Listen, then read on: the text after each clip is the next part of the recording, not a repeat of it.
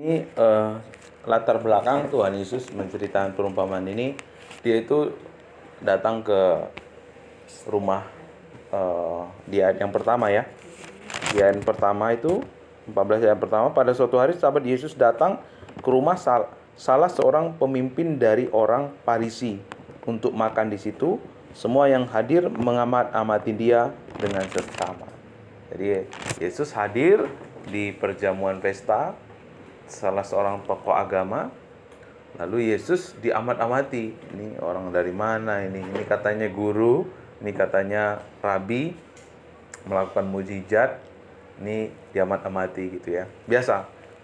Orang-orang yang hadir di situ biasanya adalah orang-orang Farisi juga. Kalau yang mengadakan perjamuan pesta itu adalah orang Farisi, ahli Taurat, yang diundang juga adalah orang-orang Farisi dan ahli Taurat gitu. Nah, Yesus ada di situ, diamat-amati gitu ya. Nah, lalu lanjut ke cerita berikutnya di perikop berikut ini. Nah, biasanya orang kalau ada pesta itu menjadi ajang untuk menampilkan, menunjukkan kekayaannya.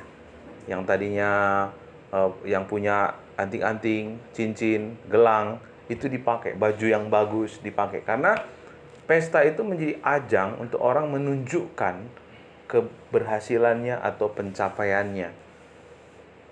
Menunjukkan nilai dirinya lewat apa yang dia miliki, ya. Itu di semua daerah itu hampir sama. Kalau pesta itu mewah ya. Yang nggak ada pun diada-adain. Ya kan? Bajunya ya kan, perhiasannya gitu ya. Betul. Tapi kalau udah di rumah gitu ya, di rumah biasanya kering. Nggak pakai apa-apa gitu ya. Nah, jadi yang riskannya, yang mirisnya ini mengadakan yang nggak ada, akhirnya ngutang dan lain sebagainya. Itu yang terjadi pada waktu itu. Nah, lalu di perikop yang selanjutnya Yesus mengatakan kalau ada pesta, kalian jangan duduk di depan yang paling depan gitu ya. Mana tahu itu ada orang yang paling terhormat mau duduk di situ, kalian duduk di situ, nanti disuruh mundur ya malu gitu. Karena memang pada dasarnya pesta, tempat pesta itu selalu menjadi ajang untuk orang menunjukkan nilai pencapaiannya, nilai diri lewat apa yang dimiliki. Nah, itulah kita sebenarnya perumpamaan yang Yesus sampaikan tadi, latar belakangnya itu semua. Sifat manusia yang kepingin terdepan, kepingin menjadi PIV, kepingin menjadi yang terkemuka, ya, kepingin menjadi populer gitu ya. Dikenal baik, dikenal hebat, dikenal kaya, dikenal rohani. Itulah sifat-sifat dasar manusia. Makanya akhirnya di perikop yang selanjutnya Yesus menyampaikan perumpamaan orang-orang yang berdalih. Nah, kalau di pesta orang-orang dunia, Pak, itu kalau yang mengundang itu orang hebat, yang datang juga antusias. Betul ya? Wah, ini pestanya besar ini, karena yang ngundang ini wali kota, yang ngundang ini adalah kepala polisi gitu ya. Nah, itu orang antusias untuk hadir. Yang nggak ada pun diada-adain, yang nggak bisa pun dibela-belain bagaimana caranya bisa hadir di pesta itu. Karena apa? Pasti yang diundang adalah orang-orang yang hebat. Lalu dia ada di antara orang-orang yang hebat, orang-orang punya jabatan, orang-orang yang terkenal, orang yang terkemuka. Itu sesuatu banget, Pak. Nilai dirinya jadi naik gitu. Tapi beda dengan perumpamaan yang Yesus sampaikan.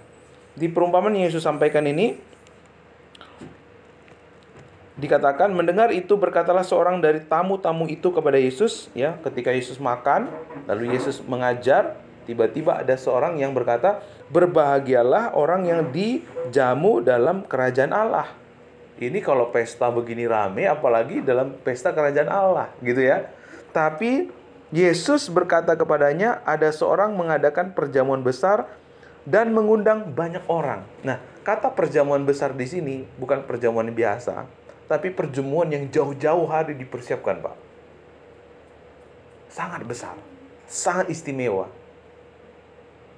Lalu waktu dipersiapkan perjamuan pesta ini, menjelang perjamuan dimulai, ya, di ayat 17 dikatakan, menyuruh hambanya mengatakan kepada para undangan, marilah, sebab segala sesuatu sudah siap. Tidak hanya diundang, tapi waktu sudah siap semua, sono, pergi. Datangin tamu undang-undangan kita. Ayo datang gitu. Itu kehormatan luar biasa gitu.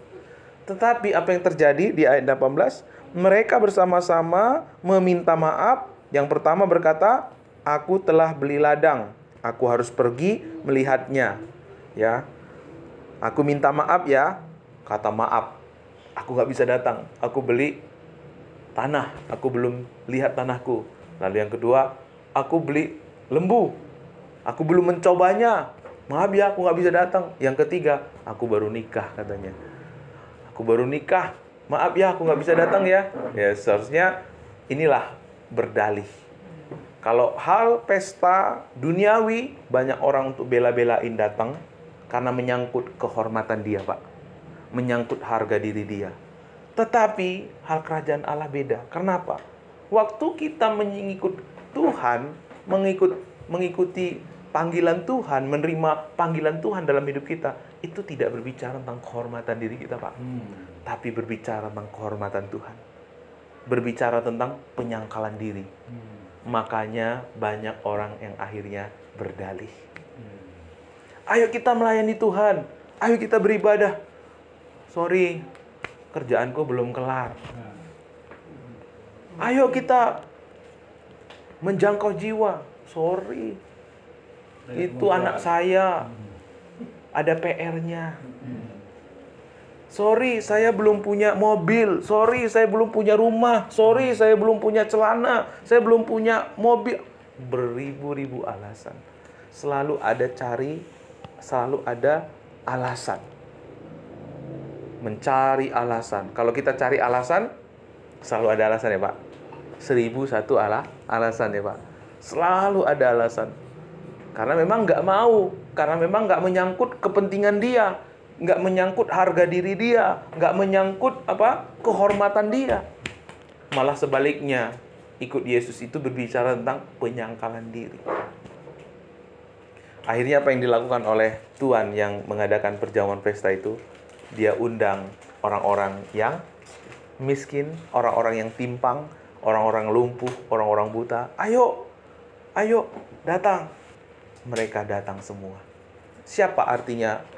Siapa orang-orang miskin? Siapa orang-orang lumpuh? Siapa orang-orang buta? Orang yang tidak dipandang layak. Orang yang tidak dipandang berharga. Orang yang sering sekali dipandang sebelah mata. Itulah orang-orang yang siap menerima kasih karunia Tuhan, Pak. Orang-orang yang menyadari aku nggak ada artinya. Orang yang menyadari tentang kehinaannya, kemiskinannya. Orang-orang yang demikianlah yang siap menerima jamuan kerajaan Allah. Orang yang merasa, Tuhan aku nggak mampu, aku butuh Engkau, aku miskin, aku butuh Engkau. Di sini bukan hanya miskin bicara soal materi ya, Pak, tapi bagaimana kita menyadari kemiskinan kita tanpa Kristus, kemiskinan kita karena dosa. Wow, luar biasa makna perumpamaan ini. Jadi Tuhan mau bilang begini, kalau hal pesta, orang berlomba-lomba. Kenapa? Menyangkut kehormatan dia, kepentingan dia, harga diri dia, nilai diri dia. Tapi kalau menyangkut hal kerajaan Allah, itu bukan menyangkut harga diri, kehormatan kita. Tapi menyangkut apa? Kemuliaan Tuhan. Nama kita nggak disebut.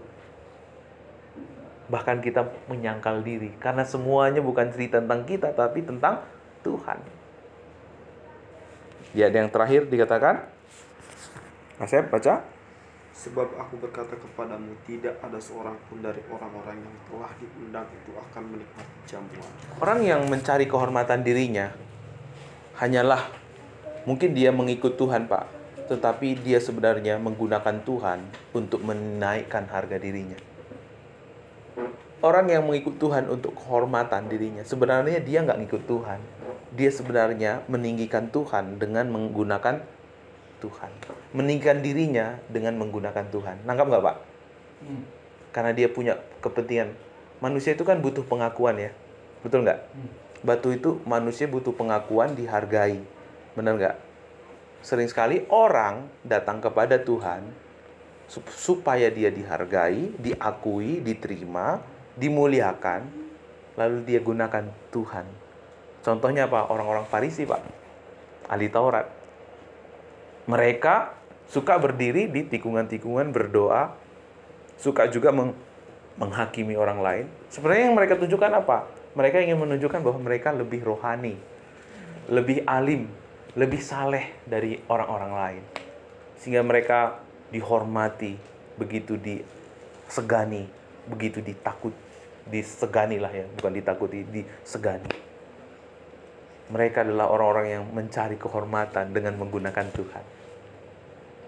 Tapi justru orang-orang demikian tidak akan pernah masuk dalam perjamuan pesta anak domba Allah. Karena mereka sebenarnya menggunakan Tuhan untuk kepentingan diri mereka. Yang akan menerima perjamuan pesta anak domba Allah siapa? Yang akan menerima perjamuan besar duduk bersama Bapa di sorga, orang-orang yang menyadari kemiskinannya. Maka kalau kita kembali ke perumpamaan, Pak, ada perumpamaan domba yang hilang, anak yang hilang, dan juga dirham yang hilang. Domba itu mewakili orang yang menyadari kelemahannya. Dirham orang menyadari ketidakberhargaannya. Anak yang hilang mewakili orang yang menyadari kehinaannya, kemiskinannya. Siapa yang akan menemukan Tuhan? Orang yang menyadari kehinaannya, ketidakberhargaannya, dan juga kelemahannya. Tapi kalau orang-orang yang berdalih tadi, ya karena memang motivasinya untuk kepentingan mereka, bukan untuk kepentingan Tuhan. Tapi ketika orang miskin, aduh, nggak punya makanan, aduh, saya nggak dihargai.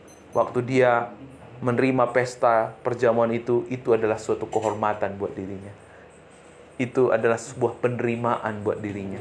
Sehingga buat orang-orang miskin, orang-orang timpang ini tidak ada lagi motivasi untuk dirinya, tapi apa? Dia mensyukuri perjamuan itu. Karena disitulah dia paling diterima. Disitulah dia paling dihargai. Disitulah dia menerima kemuliaannya. Bukan karena dia punya status, tapi karena kemurahan daripada pribadi orang yang mengadakan perjamuan pesta. Amin ya, puji Tuhan ya. Silakan, ada yang mau bertanya, ada yang mau menanggapi, monggo.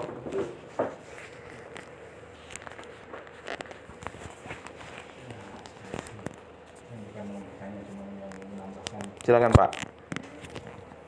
Memang betul